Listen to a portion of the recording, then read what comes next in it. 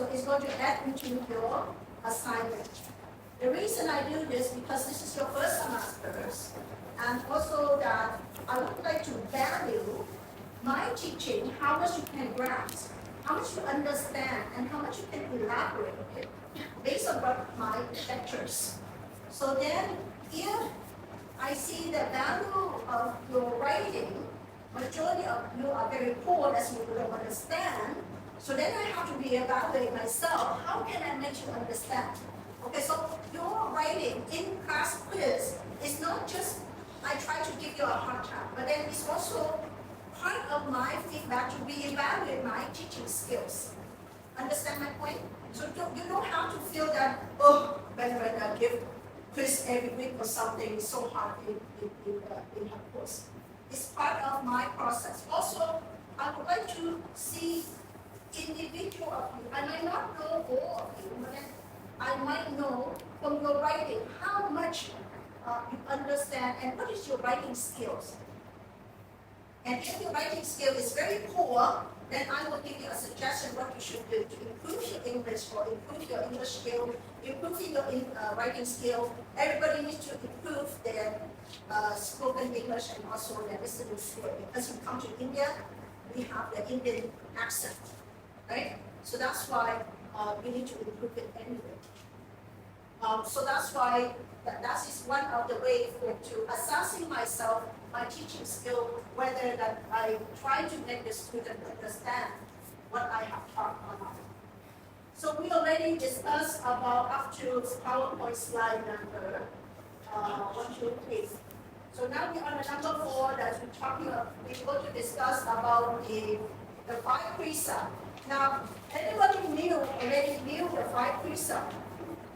But as we say that at the MA level, you not only learn the vast information, but you learn how to analyze at the depth level. Okay, so then here, we discussed this already, right? Last week, right?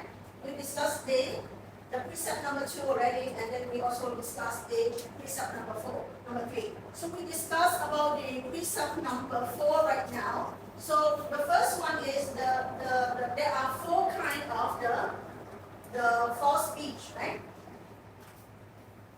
And the false speech does include the lie, right? Am I right? So the number 1 is lie. Number 2 is what? Evasive speech.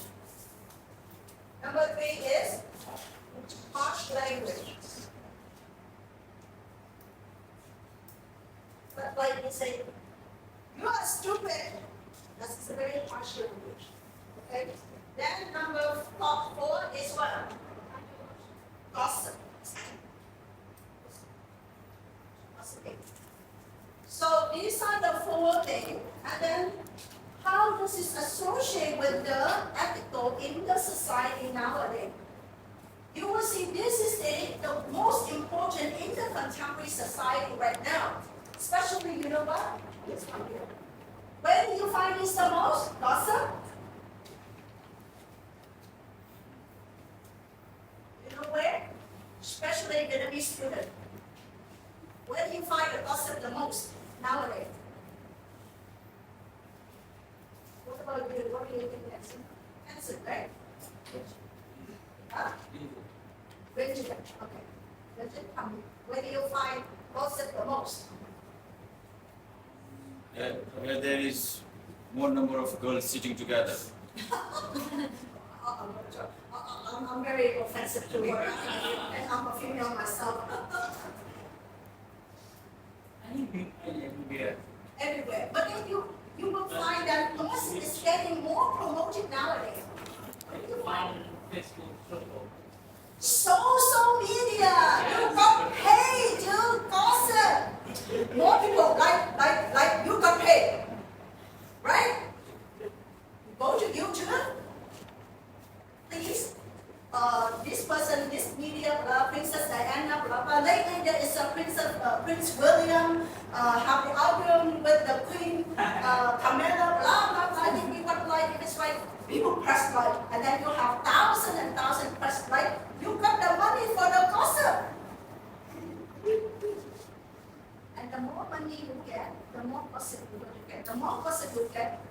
violation, you go into false speech.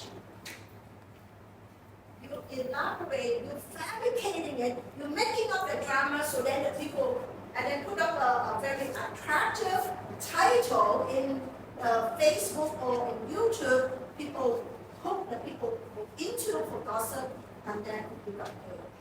Even idle talking comes in the Huh?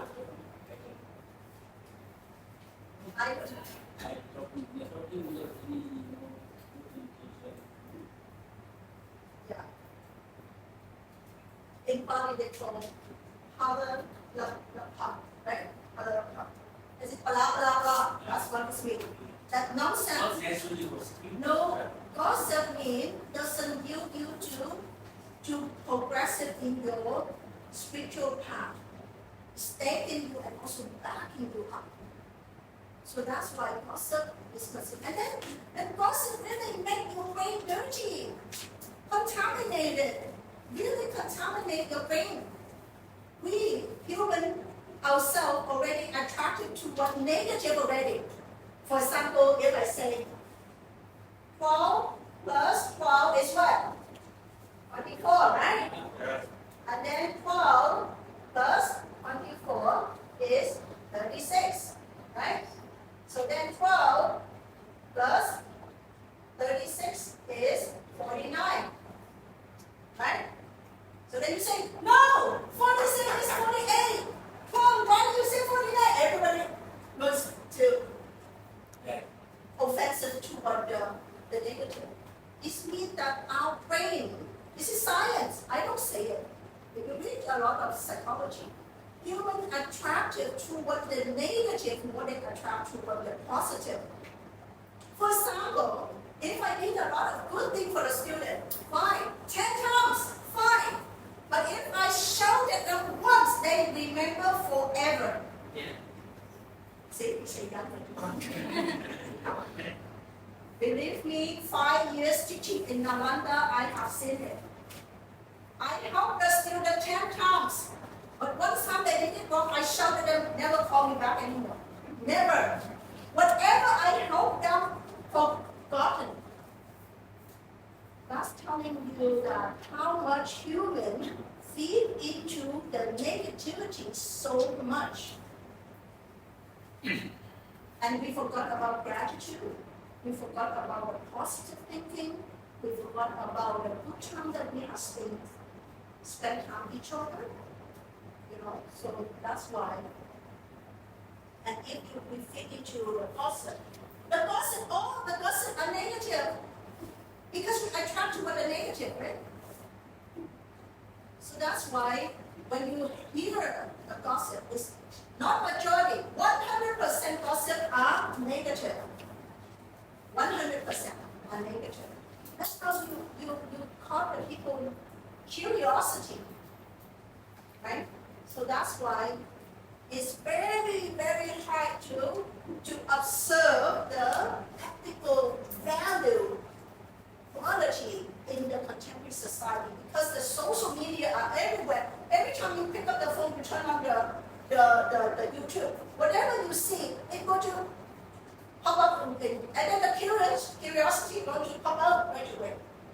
And when it go to press it up, it's too much. So that's what the sila for. The sila is preventing you to get into the touch, into that dark. I want to see this. So that's why prevent yourself gossip is prevent your mind to be negative. Feed your negative emotion with all of this nonsense. Yes, Shama. Yes, this the false speech. I think there's a lot of false speech, but also if you know it's false and still repeat it, it's even worse. You know it's wrong, but you repeat it still, it's not even worse. I think. You see,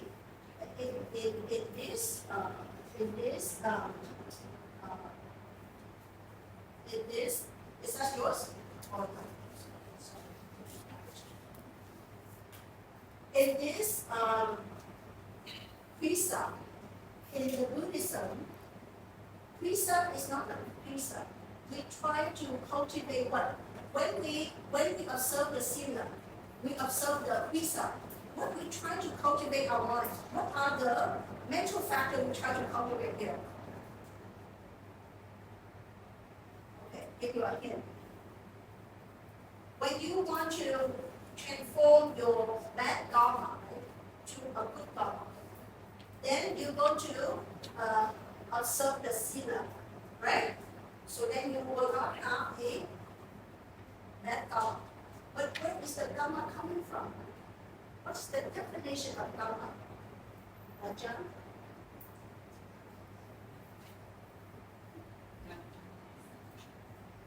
Communicate and benefits on what we do. But if we do the good thing, this can be the karma good. If we do the bad thing, the karma can be bad. Yeah, but where is that? What is that mental factor behind all the action? Have you learned the karma in Dr. Passion class? The definition of karma? Yes. Huh? Yes. Huh? What did you say? The volition. Buddha say that kammam, chittanam kammam, right?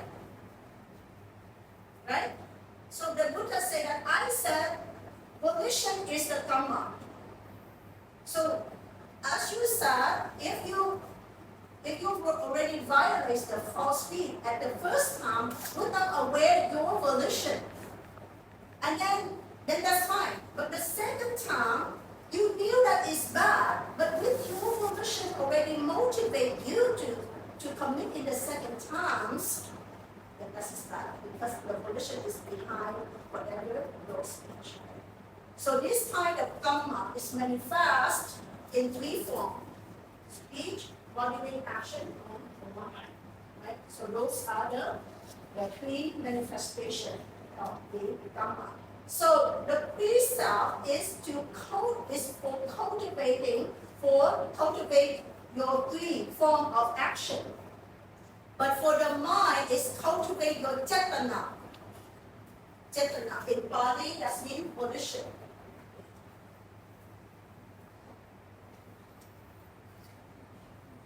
And if you want to go to the meditation later on, you also cultivate this cetana.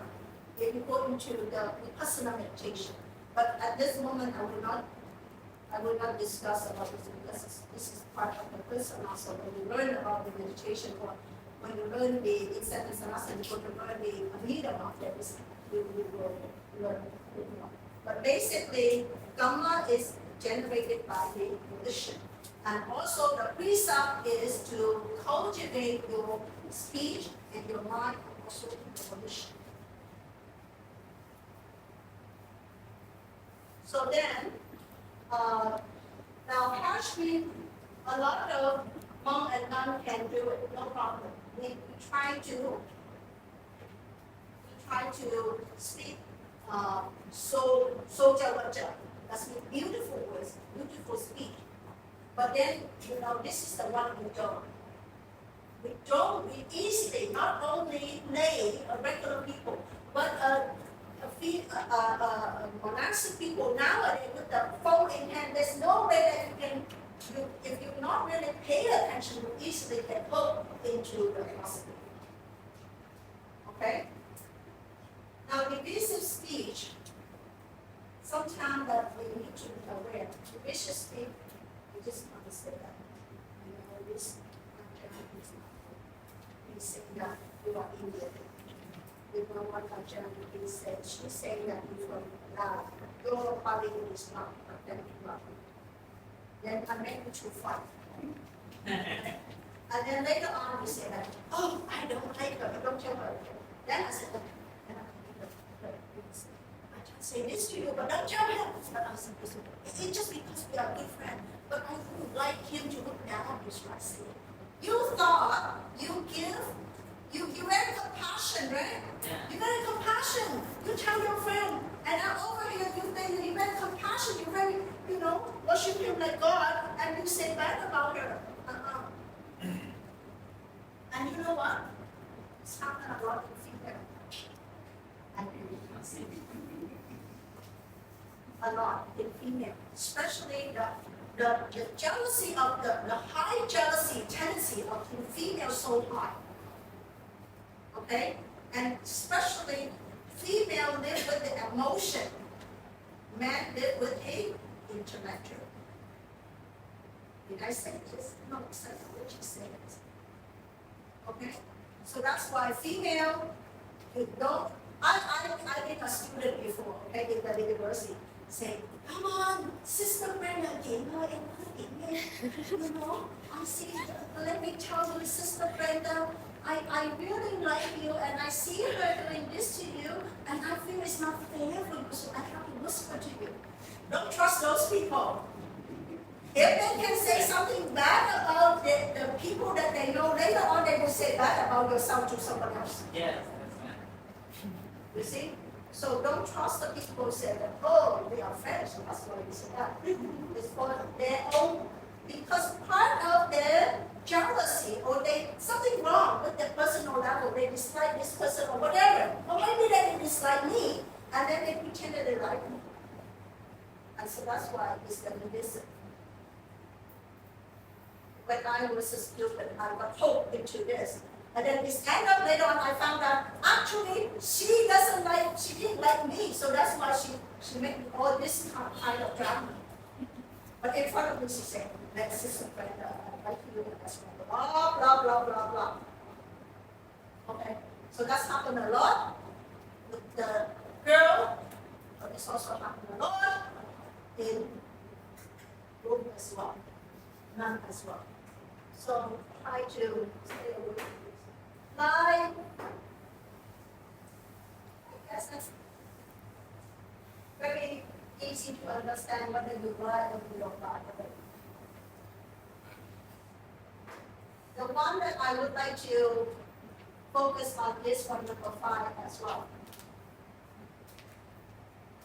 When I was in Delhi University, and some monk and nun said that, oh, it's quite cold in India, so you buy grapes, home, and then you sprinkle with sugar, and then seal it, and then, put it in the sun. Over a period of time, it become grape juice, very tasty. I said, it's not grape juice. It's the fermented grape juice. Fermented. So here, Sura coming from the rice, that's fermented rice, right? And what else? This one, juice, fruit, okay? And this one is what? Alcohol, heavy liquor. So don't tell me that, oh, okay, that's juice, that's fine, eat juice. Or you take it from rice, you make rice. There you go, rice, fruit, and heavy liquor.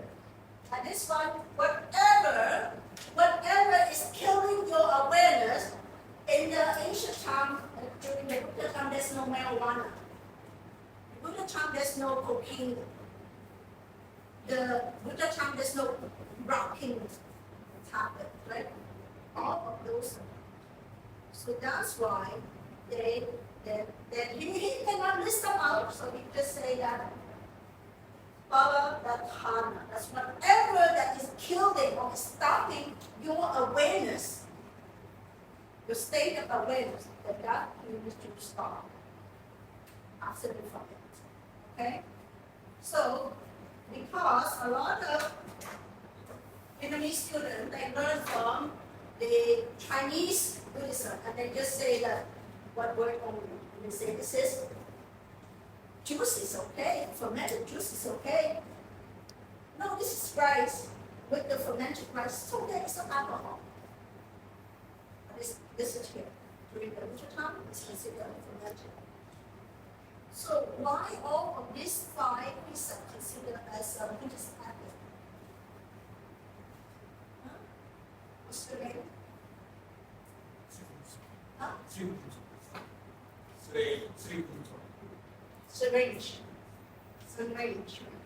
Okay, so tell me, why this 5 precepts is considered as the ethic, Buddhist ethic. Because when it comes to it, it's some kind of set of rules, set of organization. When we're talking about ethic, we're going to think about very universal, right? Am I right?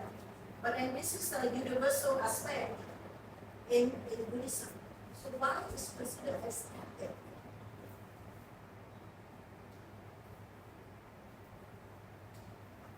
Does anyone want to be killed? Anyone in this world want to be killed? Any country, anyone in this world want to be killed? No one.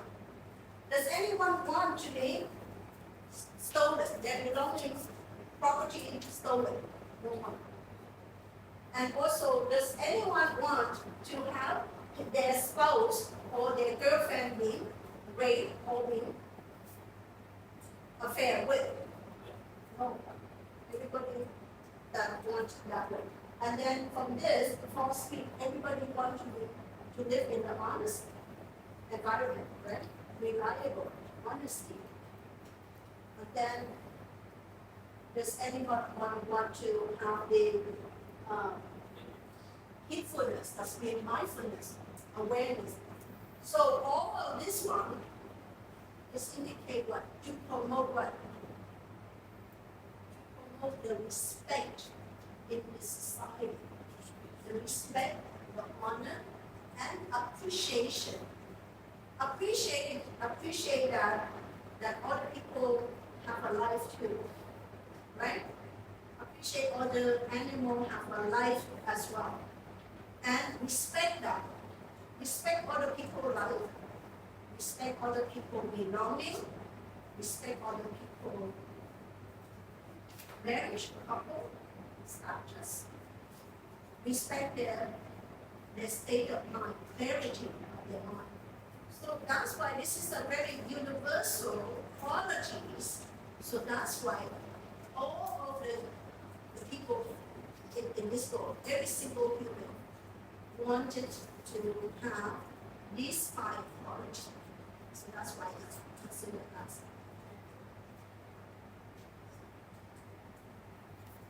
Okay?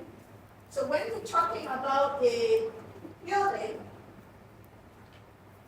then it's associated with the, aha, there you go. Associated with the concept of vegetarian.